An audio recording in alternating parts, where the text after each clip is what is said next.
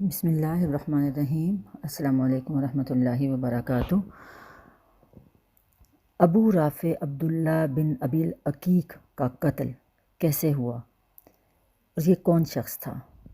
ابو رافع عبداللہ بن ابی العقیق یہ نبی صلی اللہ علیہ وآلہ وسلم کو اذیت پہنچایا کرتا تھا، اور آپ کو جو لوگ اذیت دیتے تھے ان لوگوں کی مدد کیا کرتا تھا۔ بخاری میں ایک واقعہ ہے، صحیح بخاری میں، کہ نبی صلی اللہ علیہ وآلہ وسلم نے ابو رافع کو قتل کرنے کے لیے کچھ افراد بھیجے۔ یہ واقعہ اس طرح ہے کہ حضرت براء بن عازب رضی اللہ تعالی عنہ فرماتے ہیں کہ رسول اللہ صلی اللہ علیہ وآلہ وسلم نے ابو رافع کی طرف حضرت عبداللہ بن عتیق اور حضرت عبداللہ بن عتبہ رضی اللہ تعالی عنہ کو بھیجا، جبکہ ان کے ساتھ کچھ اور لوگ بھی تھے۔ وہ چلے حتیٰ کہ قلعہ کے قریب پہنچ کے جس قلعے میں ابو رافع رہتا تھا۔ حضرت عبداللہ بن عتیق نے اپنے ساتھیوں سے کہا، تم ٹھہرو، میں خود اندر جاتا ہوں تاکہ حالات کا جائزہ لوں۔ فرماتے ہیں میں نے قلعہ کے اندر داخل ہونے کے لیے ایک بہت کارآمد چال چلی۔ یہودیوں کا ایک گدھا گم ہو گیا تھا، تو حضرت عبداللہ نے فرمایا کہ میں نے دیکھا کہ وہ لوگ روشنی لے کے، کیونکہ رات کا وقت تھا تو وہ روشنی چراغ لے کے اس کی تلاش کے لیے نکلے۔ اور حضرت عبداللہ بن عتیق نے فرمایا مجھے ڈر تھا کہ اس روشنی کی وجہ سے کہیں میں پہچانا نہ جاؤں، تو میں نے ایسے پریٹینڈ کیا کہ میں نے اپنا سر ڈھانپ لیا اپنے کپڑے سے، اور میں بیٹھ گیا گویا میں قضائے حاجت کر رہا ہوں۔ پھر قلعے کے دربان نے آواز دی کہ جو قلعے میں داخل ہونا چاہتا ہے وہ داخل ہو جائے، اس سے پہلے کہ میں دروازہ بند کر دوں۔ کہتے ہیں کہ میں اندر داخل ہوا اور پھر گدھوں کے باڑہ میں قلعے کے دروازے کے قریب ہی چھپ گیا۔ لوگوں نے ابو رافع کے پاس شام کا کھانا کھایا اور باتیں کرنے لگے۔ ابو رافع قصے کہانیاں سنایا کرتا تھا، وہ ایک سٹوری میکر تھا، اور لوگ اس کے پاس رات کو جایا کرتے تھے۔ حتیٰ کہ رات کا کچھ وقت گزر گیا، پھر لوگ اپنے اپنے گھروں کو واپس آ گئے۔ جب آوازیں بالکل خاموش ہو گئیں تو حضرت عبداللہ بن عتیق کہتے ہیں کہ میں نے کوئی حرکت نہیں سنی تو میں نکلا۔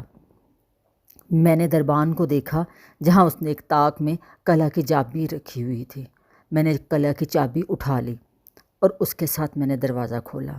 فرماتے ہیں میں نے سوچا اگر لوگوں کو میری خبر ہو گئی تو میرا کیا ہوگا، لیکن پھر میں آہستہ آہستہ چلا اور میں نے ان کے مکانوں کے دروازوں کی طرف میں نے رخ کیا۔ پھر میں نے باہر سے ہر دروازے کے اندر میں گھستا اور پھر اس کو بند کر دیتا۔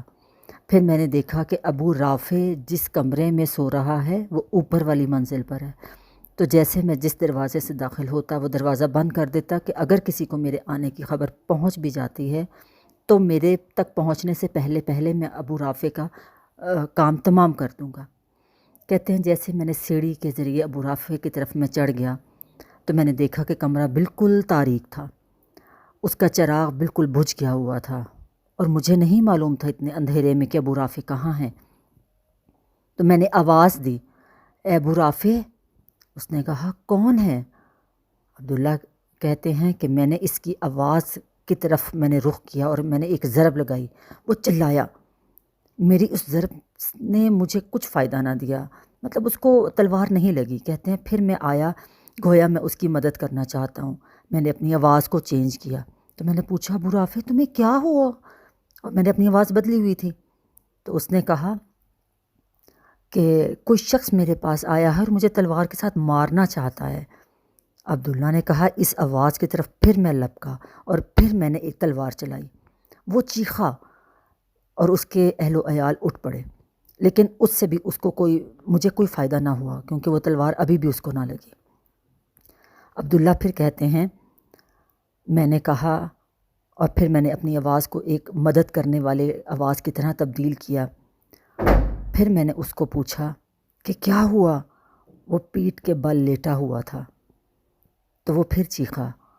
میں نے اپنی تلوار اس چیخ کی رخ پر میں نے اپنی تلوار چلائی اور اس کے پیٹ کے اوپر میں نے اپنی تلوار رکھی اور خود بھی لیٹ گیا اس کے اوپر، حتیٰ کہ میں نے اس کے کمر کی ہڈی کی آواز سنی۔ پھر میں گھبرایا ہوا نکلا اور سیڑھی پر پہنچا میں سیڑھی سے نیچے اترنا چاہتا تھا کہ اندھیرے کی وجہ سے میرا پاؤں اکھڑ گیا اور میں نیچے گر گیا، جس کی وجہ سے میرے ٹانگ کی ہڈی ٹوٹ گئی۔ میں نے اپنی پگڑی سے اس کو باندھا اور اپنے ساتھیوں کے پاس میں لنگڑاتے ہوئے چلا آیا اور کہا چلو رسول اللہ صلی اللہ علیہ وآلہ وسلم کو بشارت دو، لیکن میں یہیں رہوں گا کیونکہ میں ابو رافع کی موت کی خبر کو سننا چاہتا ہوں۔ باقی لوگ جو ان کے ساتھی تھے جو قلعہ سے باہر بیٹھے ہوئے انتظار کر رہے تھے وہ لوگ تو چلے گئے، لیکن یہ یہیں بیٹھے رہے صبح ہونے تک۔ جب صبح ہوئی موت کی خبر دینے والا شخص دیوار پر چڑھا اور کہا میں ابو رافع کی موت کی خبر دیتا ہوں۔ کہتے ہیں عبداللہ بن عتیق کہتے ہیں کہ میں اٹھا اور میں نے چلنا شروع کیا۔ میں نے اللہ کا شکر ادا کیا اور مجھے لنگڑاتے ہوئے ذرا بھی میری ٹانگ میں تکلیف محسوس نہیں ہو رہی تھی۔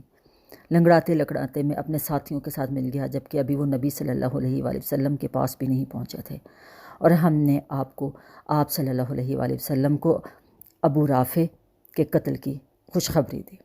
نبی صلی اللہ علیہ وسلم یہ سن کر بہت خوش ہوئے اور انہوں نے کہا کہ عبداللہ تم اپنی ٹانگ سیدھی کرو۔ جیسے ہی میں نے اپنی ٹانگ سیدھی کی تو نبی صلی اللہ علیہ وسلم نے اپنا ہاتھ مبارک اس کے اوپر رکھا اور اس کے اوپر جیسے ہی پھیرا تو مجھے لگا کہ جیسے میری ٹانگ کو کبھی کوئی تکلیف تھی ہی نہیں۔ اللہ تعالیٰ آپ کو اور مجھے دین کو سمجھنے کی، دین کی باتیں سمجھنے کی توفیق دے۔ یہ بہت ہی خوبصورت واقعہ تھا، یہ صحیح بخاری سے واقعہ آپ کے ساتھ شیئر کر رہی ہوں، انشاءاللہ نیکسٹ بھی کرتی رہوں گی۔ جزاکم اللہ خیر۔